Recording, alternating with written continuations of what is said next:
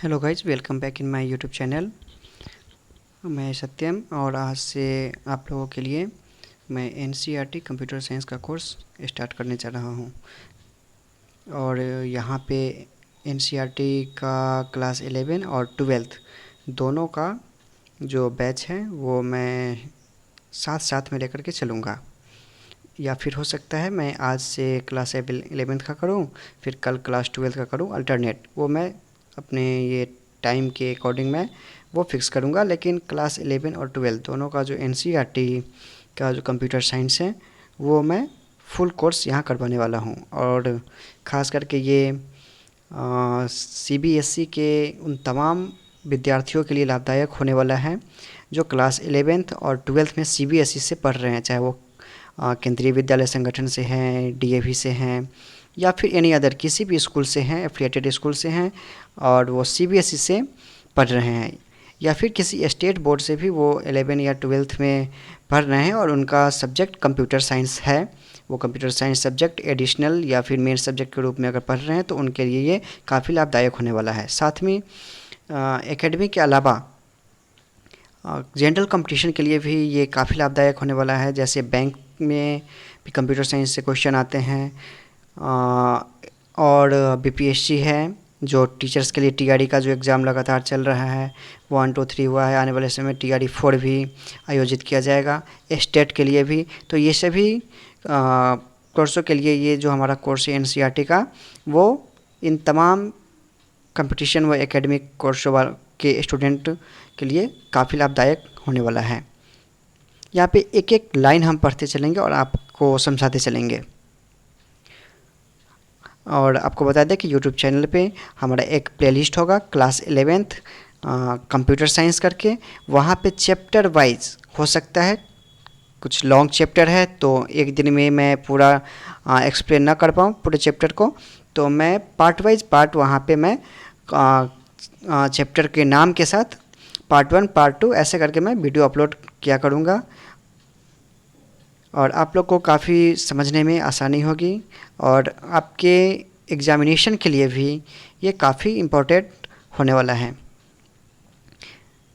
बस आपसे एक रिक्वेस्ट है, अगर हमारा वीडियो आपको लाइक होता है तो आप इसे शेयर करें, ज़्यादा से ज़्यादा शेयर करें, ताकि उन सभी विद्यार्थियों के लिए ये लाभदायक हो सके जो कंप्यूटर साइंस विषय पढ़ रहे हैं। तो आइए हम स्टार्ट करते हैं एनसीईआरटी क्लास 11th का चैप्टर 1। चैप्टर का नाम है कंप्यूटर सिस्टम। यहाँ पे आप देख सकते हैं ये एनसीईआरटी का बुक है क्लास 11th का, और फर्स्ट चैप्टर जो है हमारा कंप्यूटर सिस्टम है। यानी कंप्यूटर सिस्टम का बात करें तो एक कंप्यूटर मतलब संगणक और सिस्टम मतलब आप जानते हैं कि एक पूरे तंत्र को, यंत्र को हम बोलते हैं सिस्टम बोलते हैं। तो ये पूरे कंप्यूटर सिस्टम क्या होता है उसी के बारे में हमको पढ़ना है चैप्टर 1 में। First, introduction to computer system. A computer is an electronic device that can be programmed to accept data input, process it and generate result output. यानी इसका मतलब हुआ दोस्तों कि कंप्यूटर जो है वो एक इलेक्ट्रॉनिक डिवाइस है जो क्या करता है, किसी भी प्रोग्राम के लिए इस डाटा को एक्सेप्ट करता है। जैसे हम इनपुट कराते हैं तो एक्सेप्ट करता है, फिर इनपुट कराए के डाटा को वो प्रोसेस करता है, देन आपको यूजर्स के अकॉर्डिंग ही वो क्या करता है, जैसा आप इनपुट देंगे उस आधार पर प्रोसेस करने के बाद आपके सामने वो रिजल्ट जनरेट करता है आउटपुट के रूप में। आपको बता दें कि वो इनपुट लेता कैसे है, तो इनपुट डिवाइस के थ्रू लेता है। आफ्टर डेट जब वो प्रोसेस करता है तो प्रोसेसिंग डिवाइस से प्रोसेस करता है, और आफ्टर प्रोसेस आपके सामने जो रिजल्ट देता है आउटपुट के रूप में वो किसी न किसी आउटपुट डिवाइस के थ्रू ही देता है। A computer along with additional hardware and software together is called a computer system। कह रहा है कि कंप्यूटर्स के साथ जो भी एडिशनल अलग अलग हार्डवेयर हैं या फिर सॉफ्टवेयर बहुत सारा हमारे सिस्टम में होता है, ये सब मिल कर के आपस में कंबाइंड होकर के क्या बनाता है, कंप्यूटर सिस्टम बनाता है। नेक्स्ट, एनसीईआरटी का एक और बेनिफिट होता है कि वो साइड में कोई ना कोई स्टेटमेंट देता है जो हमें ध्यान देने की ज़रूरत है उस चीज़ पे। कभी कभी क्या होता है किसी एग्ज़ाम में आपके साइड में जो भी हिट्स पॉइंट्स होते हैं या नोट्स कह सकते हैं, इंपॉर्टेंट पॉइंट्स कह सकते हैं, वो होता है तो वहाँ से डायरेक्टली क्वेश्चन आते हैं। जैसे यहाँ पे एक अलान ट्यूरिंग के द्वारा ये लिखा गया है, a computer would deserve to be called intelligent if it could deceive a human into believing that it was human. हो सकता है स्टेटमेंट आपको दे दे और पूछे ये किनके द्वारा लिखा गया था, तो इस सबको ध्यान से पढ़ते चलना है। आगे बढ़ते हैं। A computer system primarily comprises a central processing unit, memory unit, output devices and storage devices. कह रहा है कंप्यूटर सिस्टम जो होता है वो प्राइमरली जो होता है उसके अंदर क्या होता है, तो सेंट्रल प्रोसेसिंग यूनिट सीपीयू होता है जो प्रोसेस का काम करता है, मेमोरी होता है जो स्टोरिंग का काम करता है, एंड इनपुट आउटपुट डिवाइसेस होता है, स्टोरेज डिवाइसेस होता है। इनपुट आउटपुट से हम इनपुट देते हैं और आउटपुट जो सिस्टम प्रोसेस के बाद हमें जिस डिवाइस के थ्रू देता है आउटपुट डिवाइस कहलाता है। तो ये सबका कम्बिनेशन कंप्यूटर सिस्टम में होता है। All this components function together as a single unit to deliver the desired output. क्या कह रहा है, all this components function together, यानी कि ये सभी कंपोनेंट्स जो हैं वो आपस में क्या करते हैं, एक साथ फंक्शन करते हैं एज अ सिंगल यूनिट, किसी एक चीज़ पे, एक वस्तु पे, एक प्रोग्राम पे काम करते हैं और फिर डिलीवर द डिज़ायर, और उसके बाद जो भी आउटपुट होता है वो आपके सामने देते हैं।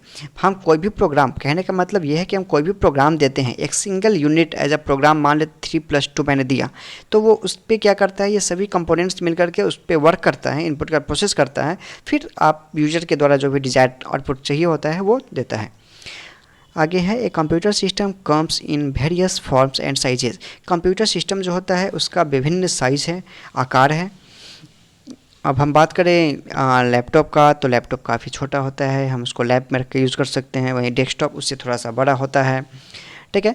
स्मार्टफोन हम पॉकेट में लेकर चल सकते हैं, वो काफ़ी छोटा है। टैबलेट स्मार्टफोन से थोड़ा बड़ा है, तो शेप साइज़ जो हम देखेंगे वो डिफरेंट हो सकता है कंप्यूटर सिस्टम का।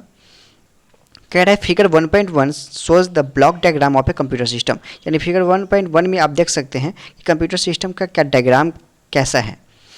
The directed lines represent the flow of data and signal between components. यहाँ पे कह रहा है कि एक डायरेक्टेड लाइन से, आप यहाँ पे देख सकते हैं कि यहाँ पे एक लाइनिंग है, हर एक डिवाइस के बीच में एरो का साइन दिया गया है। तो ये क्या करता है, ये डायरेक्टेड लाइन्स जो है रिप्रेजेंट करता है फ्लो ऑफ डाटा, डाटा कैसे एक से दूसरे में वो फ्लो कर रहा है उसको वो दिखा रहा है। ये हमारा सीपीयू का पूरा डायग्राम है। यहाँ पे आप देख सकते हैं सबसे फर्स्ट जो है हमारा सेकेंडरी स्टोरेज डिवाइसेस है। एक सेकेंड में आपको मार्क करके भी बता दूं।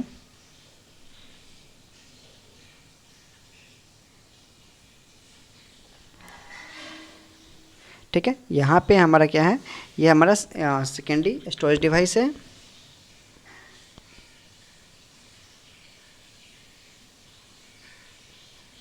एक सेकेंड,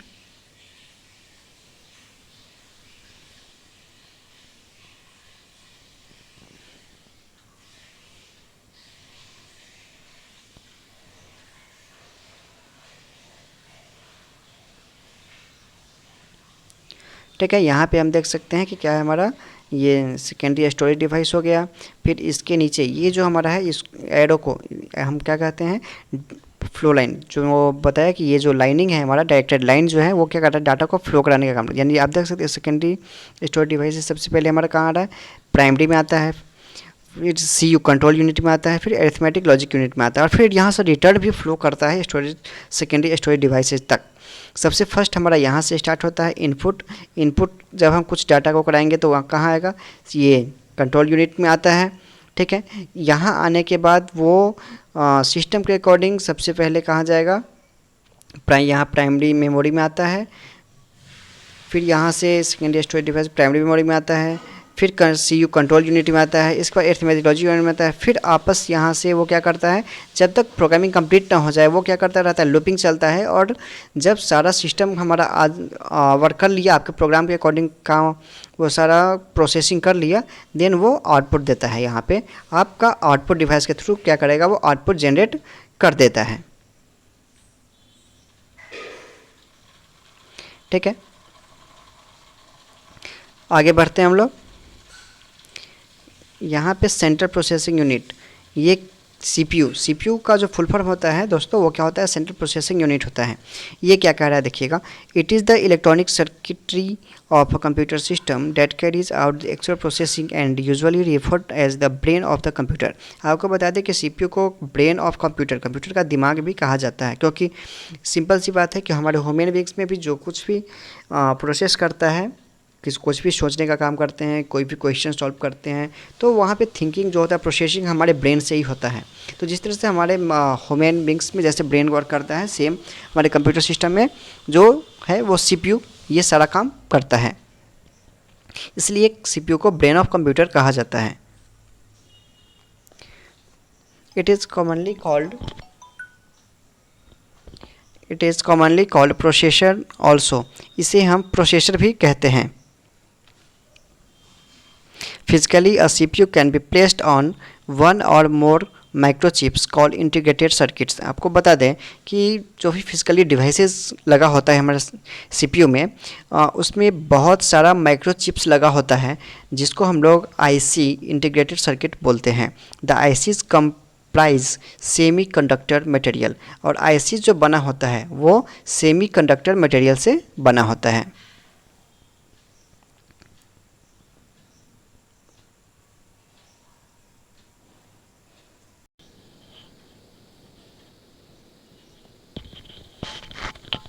ठीक है दोस्तों, नेक्स्ट पेज पे आते हैं, पेज नंबर 2 पे। यहाँ पे कह रहा है the CPU is given instructions and data through programmes.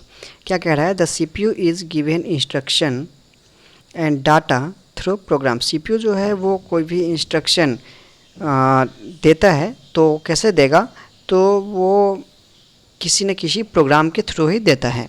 The CPU then fetches the programs and data from the memory and performs arithmetic and logic operation as per the given instruction and stores the result back to memory।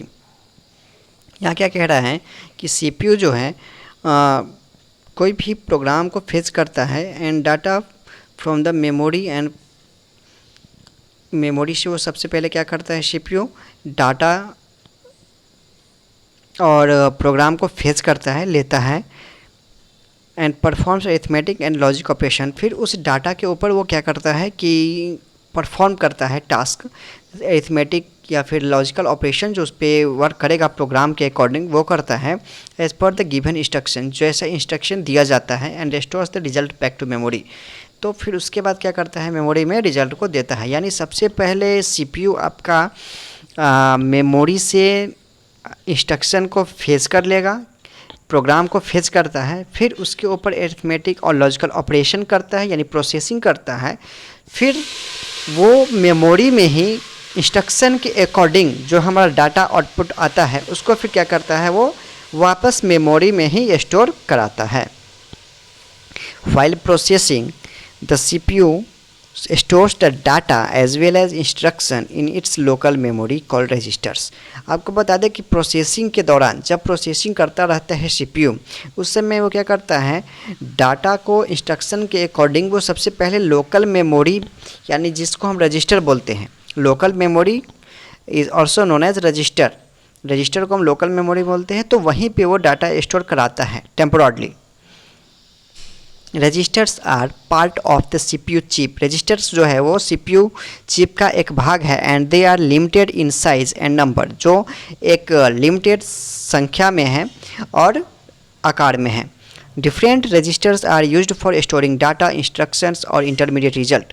विभिन्न प्रकार के जो register हैं वो प्रयोग किए जाते हैं डाटा को स्टोर करने में, इंस्ट्रक्शन स्टोर कराने में, या फिर जो हमारा रिजल्ट आता है, आउटपुट आता है, उसको स्टोर कराने में वो यूज़ किया जाता है। Other than the registers the CPU has 2 main components. Register के अलावा CPU के पास 2 मेन कंपोनेंट्स हैं। First arithmetic logic unit ALU and control unit. पहला ALU जिसको हम अरिथमेटिक लॉजिक यूनिट बोलते हैं, एंड दूसरा CU जिसको कंट्रोल यूनिट बोलते हैं। ये दोनों मेन कंपोनेंट्स हैं CPU का, रजिस्टर के अलावा। ALU performs all the arithmetic and logic operations that need to be done as per the instruction in a program। आपको बता दें कि ALU जो होता है वो क्या परफॉर्म करता है, तो जो भी अरिथमेटिक और लॉजिकल ऑपरेशन होता है उसको परफॉर्म करता है ALU। CU controls sequential instruction execution, interprets instruction and guides data flow through the computer's memory, ALU and input और आउटपुट डिवाइसेस। CU क्या करता है, वो कंट्रोल्स करता है इंस्ट्रक्शन के ऊपर, जैसे प्रोग्राम या फिर कोई इंस्ट्रक्शन कैसे एग्जीक्यूट करेगा, कैसे इंटरप्रेट होगा instructions, and guides data flow, और कैसे डाटा आगे की ओर फ्लो करेगा कंप्यूटर्स की मेमोरी में या फिर अरिथमेटिक लॉजिकल यूनिट में या फिर इनपुट आउटपुट डिवाइसेस में, वो डाटा कैसे फ्लो करेगा उस सब का कंट्रोलिंग का काम करता है CU, यानी कंट्रोल यूनिट उसको कंट्रोलिंग का काम करता है। ठीक है, आगे बढ़ते हैं।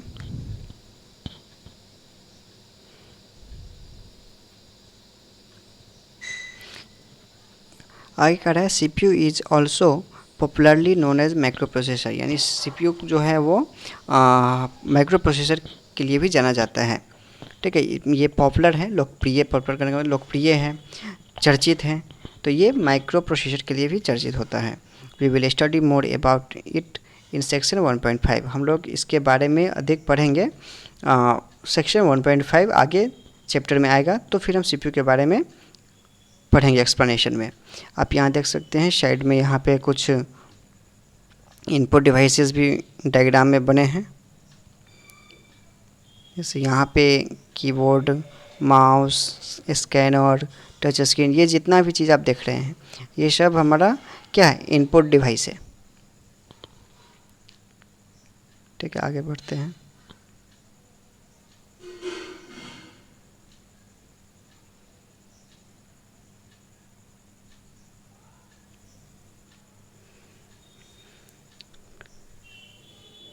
ठीक है, अब हम बात करते हैं इनपुट डिवाइसेस पे। The devices through which control signals are sent to a computer are termed as input devices। अब कह रहा है कि the devices through which control signals are sent to a computer are termed as input devices, यानी वैसा device जिसके through हम क्या करते हैं, किसी भी डाटा को हम कंप्यूटर के अंदर क्या करते हैं, भेजते हैं। ठीक है, वो क्या करता है, वो कंट्रोल सिग्नल्स होता है जो किसी भी डाटा को क्या करता है, वो कंप्यूटर सिस्टम में भेजने का काम करता है input devices. These devices convert the input data into a digital form। ये क्या करता है, ये डिवाइस किसी भी डाटा को डिजिटल फॉर्म में कन्वर्ट करता है और फिर सिस्टम में देता है, that is acceptable by the computer system, और कंप्यूटर सिस्टम उससे क्या करता है, एक्सेप्ट करता है डिजिटल फॉर्म को। Some example of input devices include keyboard, mouse, scanner, touch screen, etc। अभी मैं ऊपर आपको डायग्राम दिखाया भी था, जो कीबोर्ड का था, mouse, scanner and touch screen, ये सारा हमारा इनपुट डिवाइस है, एज शोन इन फिगर 1.2। आइए फिर से हम एक बार 1.2 फिगर को हम दिखा देते हैं आप लोग को। यहाँ पे जो है ये हमारा, ये क्या है, ये सभी इनपुट डिवाइसेज हैं। ठीक है, आगे बढ़ते हैं।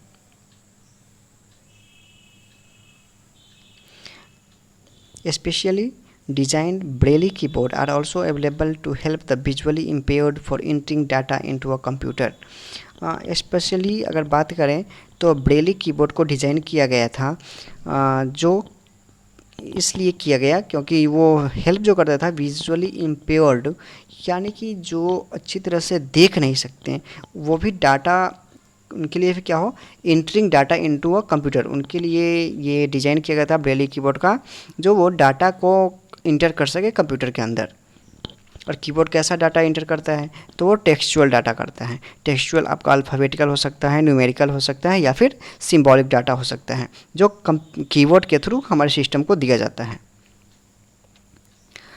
Besides we can now enter data through voice, इसके अलावा हम लोग क्या कर सकते हैं कि वॉइस के थ्रू भी हम डाटा को कंप्यूटर में भेज सकते हैं। आजकल अगर आप फ़ोन यूज़ कर रहे हो या फिर कोई वेब ब्राउज़र यूज़ कर रहे हो, हर जगह ये वॉइस का सिस्टम है। आप कुछ बोल करके भी आप डाटा को इंटर करा सकते हो। आप व्हाट्सएप यूज़ करते हो, वहाँ पे आप टेक्स्ट लिख करके भी भेज सकते हो, या फिर वॉइस से आप रिकॉर्ड करके और टेक्सचुअल फॉर्म में उस डाटा को भेज सकते हो, या फिर by voice, only voice record करके भी आप भेज सकते हो।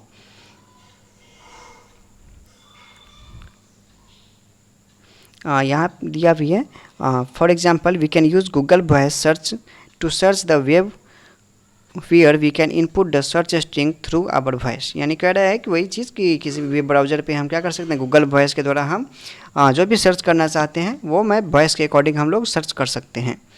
Data inter through input device is temporarily stored in the main memory. जो डाटा इनपुट डिवाइस के द्वारा इंटर किया जाता है सिस्टम में वो पहले कहाँ स्टोर होता है, तो मेन मेमोरी में स्टोर होता है, जिससे ऑल्सो कॉल्ड रैम, और उसको हम क्या बोलते हैं, रैम बोलते हैं। रैम आपका क्या है, टेम्पोरली मेमोरी है, ठीक है। ये मेन मेमोरी का पार्ट्स है और ये टेम्पोरली मेमोरी है, यानी इसमें जो भी डाटा स्टोर होगा टेम्पोरली ही स्टोर होगा, परमानेंट नहीं होगा। Of the computer system for permanent storage and future use, the data as well as instruction are stored permanently in additional storage location called secondary memory। और आपको बता दें कि जब हमारा प्रोसेसिंग कंप्लीट हो जाता है और वो फाइल सेव होता है और परमानेंट स्टोर होने के लिए रेडी हो जाता है वो हमारा फाइल और प्रोग्राम, तो वो कहाँ पे स्टोर हो सकता है, तो वो सेकेंडरी मेमोरी में किसी न किसी एडिशनल स्टोरेज लोकेशन में होगा सेव, जो कहलाता क्या है, तो सेकेंडरी मेमोरी कहलाता है। यानी कि यहाँ से क्लियर होता है कि परमानेंटली मेमोरी जो होगा वो आपका सेकेंडरी मेमोरी होगा और टेम्पोरली मेमोरी जो होगा वो आपका मेन मेमोरी होगा, ठीक है। अब नेक्स्ट हमारा आता है 1.1.3 आउटपुट डिवाइसेस। अब यहाँ आउटपुट डिवाइसेस के बारे में हम लोग पढ़ेंगे। कह रहा है the device that receives data from a computer system for display physical production etc is called output devices.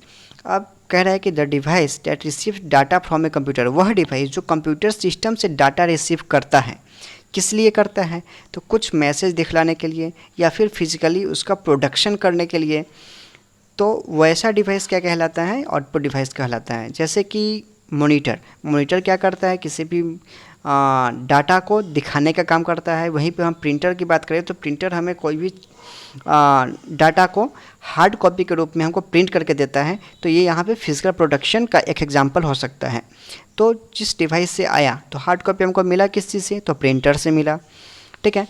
कुछ डिस्प्ले कहाँ से हो रहा है, तो मॉनिटर से हो रहा है, तो ये दोनों हमारा क्या हो गया, आउटपुट डिवाइस हो गया।